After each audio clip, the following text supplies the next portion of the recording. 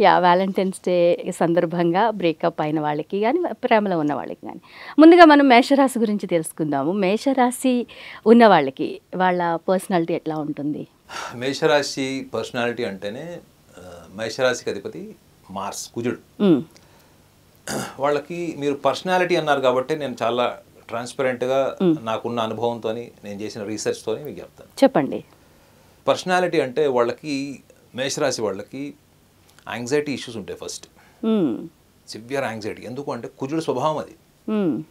కుజుడు స్వభావం ఏంటంటే కుజుడు అగ్నితత్వం అంత, అంటే మేషరాశి అంటే అది అగ్నితత్వం. అది వాళ్ళకు ఉండేటువంటి పర్సనాలిటీలో 2 వీక్నెసెస్ చెప్తాం మెయిన్. ఎందుకంటే అది ఓవర్కమ్ అయితేనే కదా వాళ్ళకి తెలియాల్సింది వాళ్ళు ఏం చేస్తున్నారు జీవితంలో. ఎగ్జాక్ట్లీ. మేషరాశి వాళ్ళకి ఉన్న 12 రాశుల్లో కూడా ఫస్ట్ రాశి అదే, మీకు తెలుసు కదా. అవును. మనము ద్వాదశ భావాల్లో ఈ ద్వాదశ భావాల్లో ప్రథమ భావం అది మేషరాశి ఏంటంటే శరీరం, తనుభావం అంటారు. సో మేషరాశిలో పుట్టిన వాళ్ళకి ఐడెంటిటీ క్రైసిస్ భయంకరంగా ఉంటుంది. ఓకే. ఏం చేసినా సరే I want to be identified, గుర్తింపు రావాలని కోరుకుంటారు. గుర్తింపు రాకపోతే నేను చనిపోవడం బెటర్. అబ్బా అబ్బా అబ్బా, అంటే ఆ లెవెల్ ఆఫ్ ప్యాషన్తో బతుకుతారు. వాళ్ళంతా కష్టపడతారండి. ఓకే. వాళ్ళు ఆ రేంజ్లో కష్టపడతారు. వాళ్ళు చేసే రిస్క్ అడ్వెంచరస్ ఫీల్డ్లో బాడీలో ఎన్ని ఇంజురీస్ అయినా కానీ ఎలా ఉన్నా కానీ they want an identity, they want a special identity, normal identity కాదు. వాళ్ళు ఉన్న చోట మనమే ఉండాలి అనేటువంటి ఒక ఇంటెన్స్ ఐడెంటిటీ క్రైసిస్ ఒకటిను. వాళ్ళకి అటెన్షన్ సీకింగ్ నేచర్ కూడా ఉంటుంది. ఈ అటెన్షన్ సీకింగ్ నేచర్ ఎట్లా తెలుస్తుంది మీకు అంటే వీళ్ళ ఇంటెలిజెన్స్లో ఎప్పుడైనా ఒక అబ్బాయిని కానీ అమ్మాయిని, మీరు ప్రేమికుల గురించే అడిగేది. అవునండి. మనం ఆ టాపిక్ నుంచి మీరు బయటకు వెళ్ళొద్దు, ఎందుకంటే మన కాన్సెప్ట్ అది కాబట్టి. ప్రేమికులుగా ఉన్న వాళ్ళు లేదంటే వాళ్ళ లైఫ్లో కూడా ఏమైనా బ్రేకప్ అయ్యే అవకాశం ఉంటుందా? వాళ్ళ ఆలోచన విధానాన్ని ఎలా మార్చుకోవాలి, వాళ్ళ మనసుని ఎలా కంట్రోల్ చేసుకోవాలి, మీరు ఈ జోనర్లోనే ఉండాలి. అటెన్షన్ సీకింగ్ ఐడెంటిటీ క్రైసిస్ ఉన్న వాళ్ళు వీళ్ళు ఎక్కువగా ఎదుటి వాళ్ళ ప్రేమను కోరుకుంటారు. వీళ్ళు డిఫాల్ట్ వీళ్ళకి ఆ నేచర్ ఉంటుంది. కాబట్టి వీళ్ళకి స్కూల్ ఏజ్ నుంచి కూడా వీళ్ళకి లవ్ అఫేర్స్ ఉండే ఛాన్స్ ఉంటుంది. అదేంటంటే స్కూల్ ఏజ్ నుంచి కూడా. ఎందుకు వీళ్ళకి ఆ అటెన్షన్ ఐడెంటిటీ క్రైసిస్లో ఎదుటి వాళ్ళ మనోభావాలకు తగ్గట్టుగా వీళ్ళు మారిపోవడం. ఎవరన్నా వీళ్ళు కాస్త ప్రేమ చూపించినా, కాస్త అటెన్షన్ పే చేసి పొగిడారనుకోండి, ఆ పొగిడే వ్యక్తి కోసం వీళ్ళు ఎంత దూరంలో పోతారు వీళ్ళు. ఓకే.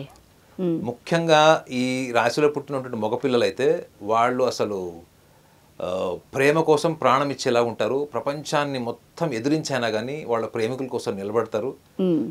ప్రేమలో ఎన్ని అడ్వెంచర్స్ ఉన్నా, ఎన్ని రకాల సినిమా స్టైల్లో ఉంటుంది వాళ్ళ థింకింగ్ అంతా కూడా. Adventurous, risk factor. నార్మల్గా అయితే వీళ్ళు చాలా సాఫ్ట్గా ఉంటారు. మేషరాశి అనగానే కుజుడు ఆధిపత్యం వహించిన వాడు. కుజుడు బేసికల్గా మనకి ఏమని చెప్తారంటే ఆయన్ని వారియర్ అని చెప్తారు, సైన్యాధిపతి అని కూడా చెప్తారు.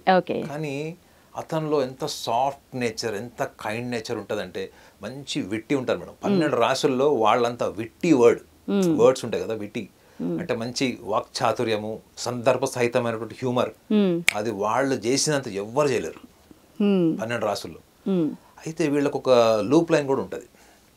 వీళ్ళు స్కెప్టికల్ ఉంటారు. వీళ్ళు స్కెప్టికల్ అంటే ఏంటి? అనుమానం. వీళ్ళు తొందరగా ఎవరిని నమ్మరు. ఇన్వెస్టిగేషన్ చేసి ఆ పోలీస్ డిపార్ట్మెంట్ బ్రెయిన్ ఉంటుంది.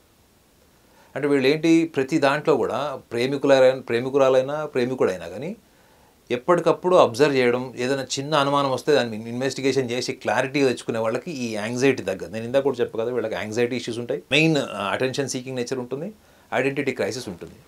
ఈ అటెన్షన్ సీకింగ్, ఐడెంటిటీ క్రైసిస్ వీటిలో వీళ్ళకి తెలియకుండానే వీళ్ళ ఇండివిజువాలిటీస్ మొత్తం మార్చేసుకుంటారు. ఇది వీళ్ళ సున్నితమైనటువంటి స్వభావం ఇది. అంటే వాళ్ళు ఏంటి అన్నది మర్చిపోతారు ఒక స్టేజ్లో. ప్రేమలో పడిపోయిన తర్వాత సర్వం త్యాగం చేసేస్తారు వాళ్ళు. ముఖ్యంగా డబ్బు విషయం కానీ, టైం కానీ. వీళ్ళు ఎప్పుడు సోషల్ గ్యాదరింగ్స్లోనే ఉంటారు మేడం. వీళ్ళు they love to be identified. చెప్పా కదా, స్నేహితులతో ఉంటారు వీళ్ళు ఎక్కువగా. So girlfriend, boyfriend topics వచ్చినప్పుడు ముఖ్యంగా బాయ్స్కి చెప్తున్నాను, ఇది బాయ్స్కి చెప్తున్నాను. వీళ్ళు ఎక్కువగా గర్ల్ ఫ్రెండ్కి ఎంత టైం ఇస్తారో అంతకన్నా ఎక్కువ టైం వీళ్ళు ఫ్రెండ్స్కి కూడా ఇవ్వడం వల్ల వీళ్ళు చాలా సందర్భాల్లో వీళ్ళు గర్ల్ ఫ్రెండ్ కానీ బాయ్ ఫ్రెండ్ మిస్అండర్స్టాండ్ చేసుకునేటువంటి మార్గం వీళ్ళే ఇస్తారు. అంటే వీళ్ళే ఒక రూట్ వేస్తారు వాళ్ళకి. అంటే అమ్మాయి అపార్థం చేసుకోవడానికి అవకాశం కల్పిస్తారు వీళ్ళు. కారణం ఏంటంటే అటు వాళ్ళని సాటిస్ఫై చేస్తారు, ఇటు గర్ల్ ఫ్రెండ్ని సాటిస్ఫై చేయాలి, వాళ్ళకి టైం ఇవ్వాలి, వీళ్ళకి టైం ఇవ్వాలి. వీటి వెనక ఉన్న మానసిక స్థితి ఏంటి? They want to be identified కదా. ఈ ఐడెంటిఫికేషన్ వల్ల వీళ్ళు ఏం చేస్తారు, నేను పలానా చోట ఉన్నాను, ఇక్కడ ఉన్నాను, అక్కడ ఉన్నాను అనేది ఆ ఫ్లోలో వీళ్ళు అబద్ధాలు చెప్పడం అలవాటు చేసేసుకుంటారు. కానీ మోసం చేయాలని చేయరు. చూడండి, అటు వాళ్ళని సాటిస్ఫై చేయాలి, ఇటు వీళ్ళని సాటిస్ఫై చేయాలి. చేయాలనుకున్నప్పుడు ఏం చేస్తారు వాళ్ళు, దాన్ని అమ్మాయి ఎట్లా తీసుకుంటుంది. ఒకవేళ అమ్మాయి బాయ్ ఫ్రెండ్ విషయంలో వీడు మ్యానిపులేటివ్ ఉన్నాడు, అబద్ధాలు చెప్తున్నాడు, రేపు పొద్దున్న నాతో ఇంకా ఏం నిజాయితీగా ఉన్నాడు అనే కన్క్లూజన్కి వచ్చేస్తారు వాళ్ళు. అబ్బాయి కూడా ఎట్లా ఉంటాడు, అంత తీవ్రమైనటువంటి ప్రేమ భావజాలం ఉన్నవాడు, తను ఏం ఎక్స్పెక్ట్ చేస్తాడు, అమ్మాయి కూడా ఆ రేంజ్ అడ్వెంచరస్ ఉండాలి, నాకు ఆ రేంజ్ ఇంపార్టెన్స్ ఇవ్వాలి, నా కోసం ఆ ప్రాణం ఇచ్చేసేయాలి అనే ఎక్స్పెక్టేషన్తో ఉంటాడు. అమ్మాయి ఏదైనా సందర్భంలో నెగ్లెక్ట్ చేసినా, ఆ అమ్మాయి కాస్త ఇంట్రోవర్ట్ ఉన్నా, ఆ అమ్మాయి కాస్త మనసులో భావాలు ఎక్స్ప్రెస్ చేయకపోయినా వీళ్ళకు ఉన్న ఎనర్జీ మొత్తం దిగిపోద్ది. వీళ్ళు మొదటి నుంచి కూడా ఎప్పుడు ఎక్కడున్నా కానీ చాలా చురుగ్గా, యాక్టివ్గా, అసలు రెస్ట్లెస్ ఉంటారు మేడం. వాళ్ళు రెస్ట్లెస్ ఉంటారు. వీళ్ళు అంత hyper active mind, hyper active body వీళ్ళది. సో ఈ లెవెల్ హైపర్ యాక్టివిటీ ఉన్నవాళ్ళు వీళ్ళు అర్థం చేసుకోవాల్సిన కోణాలు కూడా కొన్ని ఉంటాయి.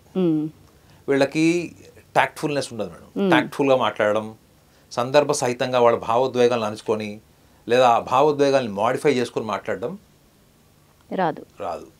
కాబట్టి ఏమైపోతుంది, వీళ్ళు ఎప్పుడన్నా చిన్న చిన్న అపార్థాలు వచ్చినప్పుడు విపరీతమైనటువంటి కోపాన్ని చూపించేస్తారు, ఎక్స్ప్రెస్ చేస్తారు. ఇన్ని సంవత్సరాల నుంచి ఉన్న రిలేషన్ ఒక్క రోజుతోని లాస్ట్ అయిపోతుంది. ఇప్పుడు మేషరాశి వాళ్ళు లవ్ బ్రేకప్ అయితే మళ్ళీ రీయూనియన్ అయ్యే ఛాన్సెస్ ఉంటుందా, బ్యాకప్ అవుతారా వాళ్ళు?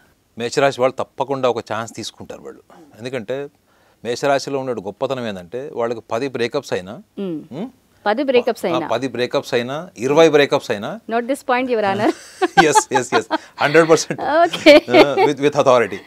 వీళ్ళకి 10 బ్రేకప్స్ అయినా 20 అంటే 10-20 బ్రేకప్స్ అయినా ఫస్ట్ టైం లవ్ లో పడినప్పుడు ఎంత ఎంతూజియాజంతో ఉంటారు, ఎంత ఎక్స్టసీతో ఉంటారు, మళ్ళీ కొత్తగా ప్రేమలో పడేటప్పుడు కూడా అలానే ఉంటారు వీళ్ళు. సో ఎందుకు అంటే వీళ్ళకి తొందరపాటుతనము, వీళ్ళు అనుకున్నట్టుగా ఎదుటి వ్యక్తి మారిపోవాలి, ఎదుటి వ్యక్తులు కూడా వీళ్ళకి తగ్గట్టుగా స్పందించాలి అనేటువంటి కొంత ఏకపక్ష ఆలోచన ఉంటుంది వీళ్ళకి. నిర్ణయాలు ఏకపక్షమైనటువంటి ఆలోచనలు ఉంటాయి కాబట్టి, కొంచెం డామినెంట్ నేచర్ కూడా ఉంటుంది కాబట్టి వీళ్ళు ఎప్పుడైనా ఆ తొందరపాటుతనంలో బ్రేకప్ చెప్పేసుకొని వెనక్కి వెళ్ళిపోయి మళ్ళీ ఇమీడియట్గా అక్కడ కూడా తొందరపాటుతనం, ఇమీడియట్గా ఇంకొక పార్ట్నర్ ఎత్తుకుతారు వీళ్ళు. ఈ సెకండ్ పార్ట్నర్తో ఎప్పుడైతే దెబ్బ తగులుతుందో అప్పుడు వీళ్ళకి పాస్ట్ రీకలెక్షన్ నేచర్ ఎక్కువ ఉంటుంది. సో కాబట్టి ఏం చేస్తారు వీళ్ళు, మళ్ళీ ఫస్ట్ గర్ల్ ఫ్రెండ్ లేకపోతే గతంలో ఉన్న గర్ల్ ఫ్రెండ్ బాయ్ ఫ్రెండ్ లిస్టులు ఉంటారు కదా, వాళ్ళని మెల్లగా వాళ్ళ దగ్గరికి వెళ్ళి వాళ్ళకి మళ్ళీ సిగ్నల్స్ ఇస్తారు వాళ్ళు. అంటే మెసేజ్ల ద్వారా కావచ్చు, ఏదో ఒక ఫామ్లో మళ్ళీ ఆ వ్యక్తి అంటే మళ్ళీ ఇంట్రెస్ట్ ఉంది అనేటువంటి సిగ్నల్స్ ఇస్తారు. లేదా ఒకవేళ బ్రేకప్ స్టేజ్ వచ్చింది అనుకోండి, బ్రేకప్ స్టేజ్ వచ్చిన తర్వాత కూడా ఒకవేళ వీళ్ళు సెల్ఫ్ రియలైజేషన్స్ వస్తే కూడా వీళ్ళలో గొప్పతనం ఏంటంటే వీళ్ళు నిజాయితీగా ఒప్పేసుకుంటారు. నేను తప్పు చేశాను, నేను అప్పుడు అలా మిస్అండర్స్టాండ్ చేసుకున్నాను, పలానా వ్యక్తి వల్ల చేసుకున్నాను అంటే ఏదైతే కారణం ఉంటుందో అది ఓపెన్గా చెప్పేస్తారు. అది మేషరాశిలో ఉండే ఒక గొప్ప లక్షణం ఏంటంటే చాలా ట్రాన్స్పరెంట్గా, చాలా ఓపెన్గా ఉంటారు వాళ్ళు, బోల్డ్గా ఉంటారు వాళ్ళు. So reunion chances are high possible in మేషరాశి. మరి వాళ్ళు స్టేబుల్గా ఉండాలంటే ఏం చేయాలి? వాళ్ళు స్టేబుల్గా ఉండాలంటే ఒకటే అండి, ప్రతిదీ కూడా నేను ఊహించుకున్నట్టు ఉండాలి, నాకు నచ్చినట్లు ఉండాలి. ప్రతి మనిషి ఇండివిజువల్ మైండ్ కాన్స్టిట్యూషన్ వేరే ఉంటుంది కదండి. అలాంటప్పుడు మనం ఊహించుకున్నట్టు అవతల వాడు ఎందుకుంటాడు? రెండోది అవతల వాళ్ళు చెప్పేది పూర్తిగా వినడం, అవతల వాళ్ళని పూర్తిగా అర్థం చేసుకునే వరకు నీ ఓవర్ ఎంతూజియాజం తగ్గించుకోవాలి. ఎందుకంటే ప్రేమలో అర్థం చేసుకోవడమే ఉంటుంది. ఒకసారి మీరు ప్రేమలో పడ్డ తర్వాత మీరు ఎంత అర్థం చేసుకుంటే రిలేషన్ అంత దూరం వెళ్తుంది. మీరు ఎంత తొందరగా ఆవేశపడిపోయి నాకు నచ్చినట్లు అనేటువంటి ఆ ఐ ఉంటుంది చూడండి, మేషరాశిలో నేను ఆ ఐ ఉంటుంది చూడండి, ఆ ఐ ఒక్కటి తగ్గించుకోవాలి. ఇంకొకటి సింపుల్ టెక్నిక్ చెప్తా వీళ్ళు ఎవరితో మాట్లాడేటప్పుడు నేను నాది అప్పుడు అట్లా చేసా నేను అన్నది రాకుండా వీళ్ళు కమ్యూనికేషన్ చేశారనుకోండి, ఆటోమేటిక్గా 80% వీళ్ళు ఎదుటి వాళ్ళకి నచ్చేస్తారు, 100% వీళ్ళు. సూపర్ చాలా చక్కగా చెప్పారు. Thank you very much Naganath గారు.